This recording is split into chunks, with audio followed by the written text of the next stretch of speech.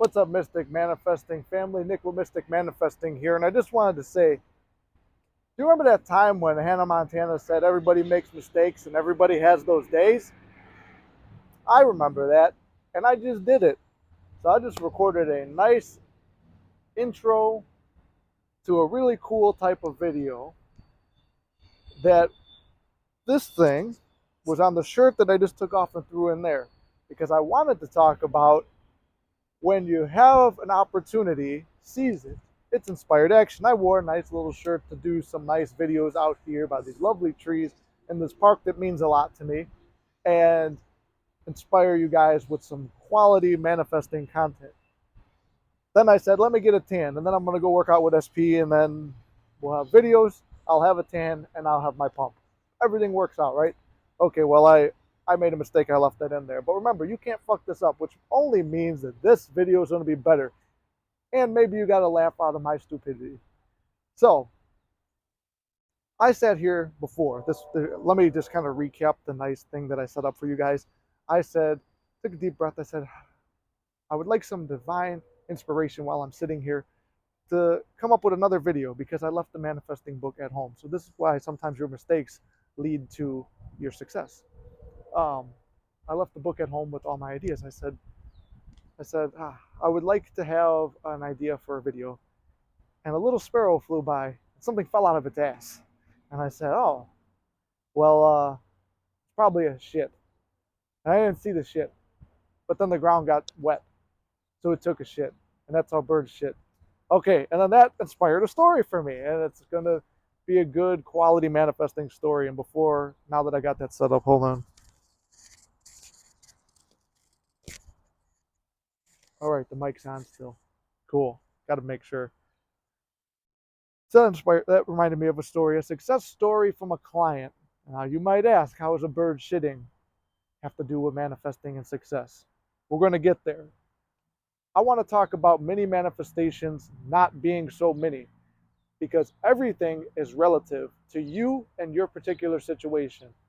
Someone who's a player who's always been good with girls or a girl who's always got the guy, manifesting a specific person is not that fucking hard for them because they have that confidence and that charisma and that naturalness that's not a very hard thing to do. Getting laid, getting somebody is not that hard to do. Maybe manifesting love, that maybe they had issues with love, but they were better at hooking up, that might be a bigger thing for them. However, being with somebody or getting someone into their reality or getting someone to come back to them or believing they always come back is not very hard for them to do because they're used to it. Their mind and subconscious are programmed to it. It feels natural. Someone who's rich and loses all their money, it's not very hard for them to get the money back because they're used to being wealthy and living a wealthy lifestyle, and money is attracted to them. And there's certain things to you that are very easy to manifest, and you call them mini manifestations because you're not attached to them. You just think, oh, that's this easy shit. I'll get it, whatever. But to someone else, it might be the hardest thing in the world. So maybe you're the one who's really good at manifesting SPs. But money is something that eludes you. But some rich guy never had love before, wants to have love, and doesn't care about money because he always has money, and he'll keep throwing money, blowing money, blowing money. He can't spend it fast enough because it keeps coming in. That's kind of the point. Everything is relative.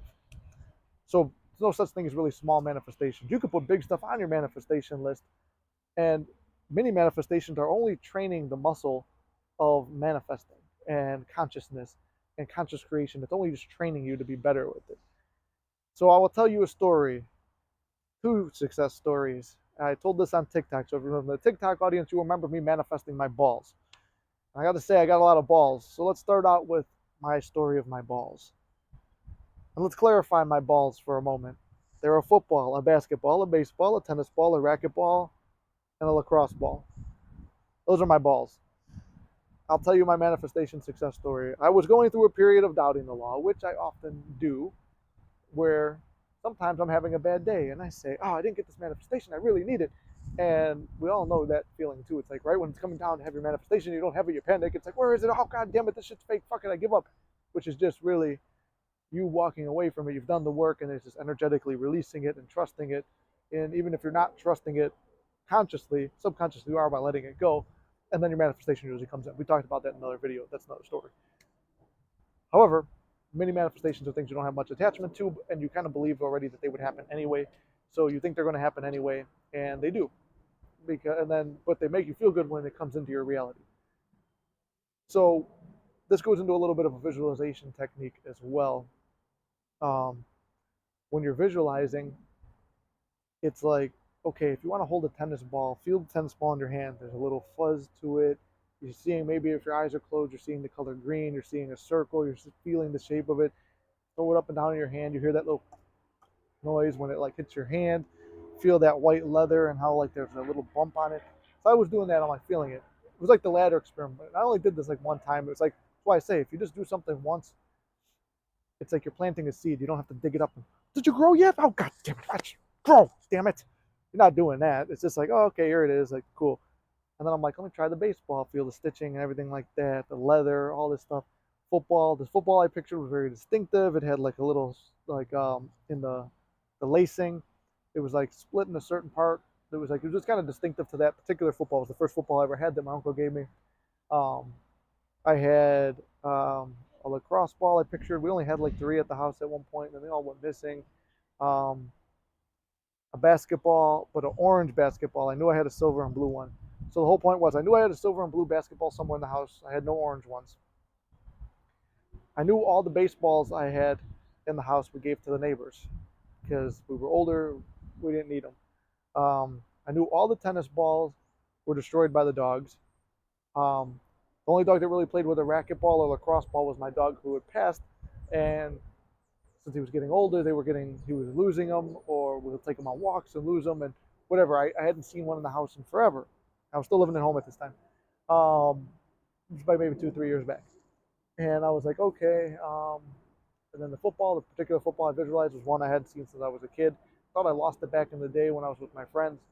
Um, so those were all the balls I was trying to picture. So I did a little visualization for each one of them. Spent like maybe a half hour going through all of them. Not even much time, just seeing if it was a visualization practice more or less. Can I get the sense of these things? Wasn't even really trying to manifest them, I guess. However, throughout that course of that week, I had to look for something I couldn't find anywhere. I go under my bed and I find one of my dog's old lacrosse balls, which I haven't seen. Lacrosse ball is very hard and dense and like marbly feeling. And I'm like, I could have swore we didn't have any of these left. I'm like, well, whatever, coincidence. Maybe this reticular activating system, like Tony Robbins says, you just find things because you were thinking about it. Whatever it's on your mind's looking to find it, programmed to find it. Then I go, there was no more tennis balls. I know this. The two German Shepherd puppies, they fucking destroyed them all. I find if they were around, they were busted up. I find one of those, and I think it was like in a box or something like that. I was looking for books for my classes or whatever that I was taking at the time. Find it there. I'm like, huh, kind of crazy, but I know for sure there was a very distinctive football I found. Well, at this time too, this was a while back, man. Maybe it was more than 2 or 3 years ago too, because I was collecting Star Wars figures at the time. I was going through a depression, and I was like, didn't know what to do with my money. I wasn't going out anymore. I was really depressed all the time. So I was playing around with the law. Something I always wanted when I was a kid was like a big Star Wars figure collection. So I started buying them. I was going through an old box looking for some old stuff for the collection or whatever. I was like buying, trading, and selling all that. It's just something to do to keep my mind busy. I go through there, found the very first football I ever had. It was the exact one I pictured. I thought I lost the thing years ago. I'm like, man, okay, this is all happening within the course of a week too. Then I know there's no more baseball, so we gave them all to the neighbors. Go into the garage with my new dog, the German Shepherd. He runs in the garage, and there's mice and rats in there and stuff, and he's searching around, and the garage wound up being torn down because it was so shitty. But I'm like, oh, Dutch, get your ass back here. Actually, wait a minute. You guys already know Dutch. He comes in the live streams. Big Dick Dutch. So Big Dick Dutch runs in there. I'm like, Dutch, get your ass back here. He comes back with a baseball in his mouth. Actually, a game ball from one of the baseball games when I was a kid. And I was like, man, I just feel it. I'm like, oh, that's crazy. So we had the lacrosse ball, the tennis ball, now a baseball, the very first football I had. But I know for goddamn sure I don't have the fucking orange basketball. Oh, I did a golf ball too, and it was weird. And like, it was in a fucking drawer. It was in the like everybody's got that drawer with all the random miscellaneous shit in the kitchen. It was in there with golf with other. It was a couple of golf balls and some golfing tees. Got no fucking clue why, but it was there. But I knew I didn't have a goddamn orange basketball. I had a silver and gold one. or a silver and blue one, and I was looking for something else one day.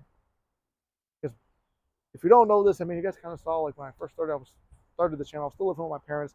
You didn't see how messy the basement was, so I was always looking for something.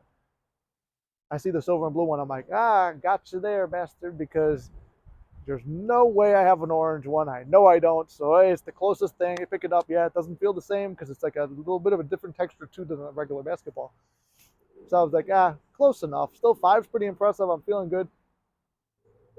Later on that day or sometime during the week, I was driving with my dad and we are going to the bank or post office or some shit. And he's like, hey, can you grab me that paper in the back or whatever it was? I turn around in the back to grab something and I see on the floor fucking orange basketball. I said, what the fuck's that on the floor? He goes, it's a basketball. What the fuck you think it is? I'm like, I know it's a fucking basketball, but why is there a basketball in your car? He goes, oh, I don't know. My aunt gave it to me and said it's for you guys. I'm like, but we're grown men.